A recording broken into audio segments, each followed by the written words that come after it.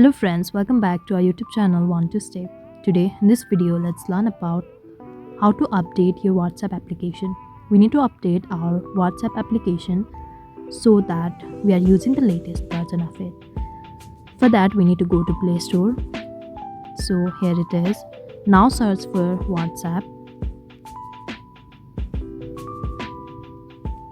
And here we can see our application. And in the right side we can see open written over here. This means our WhatsApp app is already updated. If the update is needed, here we can see update written over here, and we can simply tap on this and update our WhatsApp application. So this is all we need to do to update our WhatsApp application in case that is needed. So this is all for today. I hope you liked the video. Please do like and subscribe. Thanks for watching.